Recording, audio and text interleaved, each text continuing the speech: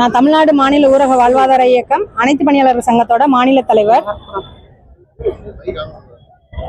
இப்ப நாங்க தமிழ்நாடு மாநில ஊரக மற்றும் நகர்ப்புற பணியாளர்களுக்கான கோரிக்கைகளை முன்னிறுத்தி இந்த போராட்டத்தை நடத்திட்டு இருக்கோம்.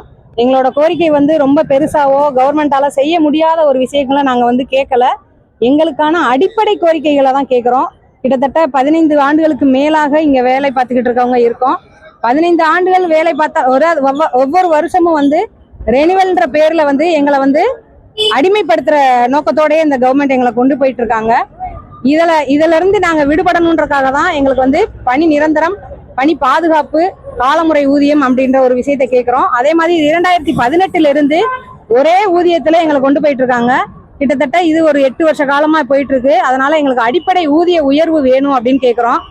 எங்க பணியாளர் பணிக்காலத்துல இறந்தவங்களுக்கான இழப்பீடு தொகை வேணும்னு கேட்கிறோம். இது எல்லாமே சராசரி மனிதனுக்கு கொடுக்கக்கூடிய ஒரு அடிப்படை தேவைகளை தான் கேட்டிருக்கோமே தவிர நாங்க அதிகமா வானத்துல பறக்கிற மாதிரி எல்லாம் எதுவும் கேட்கல.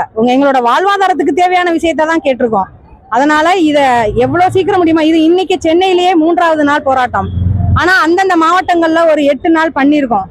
அந்த விஷயமும் அரசுக்கு தெரிஞ்சு கண்டுக்காம இருக்காங்களா இல்ல எங்க நிர்வாகம் தெரியப்படுத்தாம இருக்காங்களான்னு தெரியல.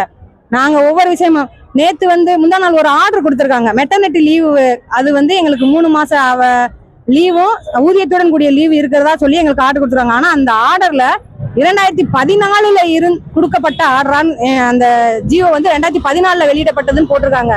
அப்ப இந்த 11 வருஷம் இந்த சாதாரண ஒரு மகப்பேறு விடுப்புக்கான சலுகையவே மறைச்சிருக்காங்கன்னா இன்னும் எத்தனை சலுகைகள் எத்தனை இதை எங்கள் பணியாளர்களுக்கு மறைச்சிருக்காங்க, மறுக்கப்பட்டிருக்காங்கன்றது தெரியல.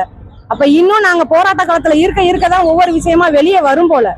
அது மாதிரி நீங்க எல்லாருக்குமே உணர்வு பூர்வமா இங்க இருக்காங்க அப்படின்னா அவ்வளவு வழிகளோட இருக்காங்க. கிட்டத்தட்ட பொதுவா மனித ஹியூமன் பீயிங்கோட ஒர்க்கிங் ஹவர்ஸ் 8 மணி நேரம் சொல்லுவாங்க.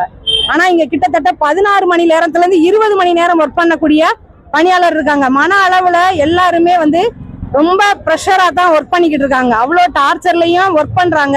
நாங்க ஒர்க் கூட எவ்வளவு கஷ்டமா இருந்தாலும் பாக்குறோம். ஆனா எங்களுக்கான உழைப்புக்கேற்ற ஊதியத்தை கொடுங்கன்னு கேக்குறாங்க. அந்த ஊதியமும் மறுக்கப்படும் போதுதான் நாங்க இப்படி இறங்கி போராட்ட காலத்துல உட்கார வேண்டிய கட்டாய சூழ்நிலைக்கு ஆக்கப்பட்டிருக்கோம். நாங்க அடிப்படை தேவைகளை கேட்டிருக்கோம். இதை கவர்மெண்ட் செவி சாய்க்கும்ன்ற நம்பிக்கையில இந்த போராட்டத்தை தொடர்ந்துட்டு இருக்கோம். எங்களுக்கான கோரிக்கை நிறைவேறும் வரை எங்களோட போராட்டம் தொடரும்.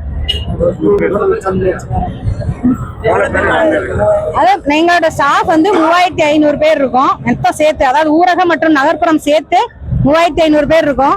இதுல ஒரு 10% வேணா வராம இருக்கலாம். ஆனா இங்க நமக்கு 3000 பேர் உள்ள கலந்துக்கிறாங்க.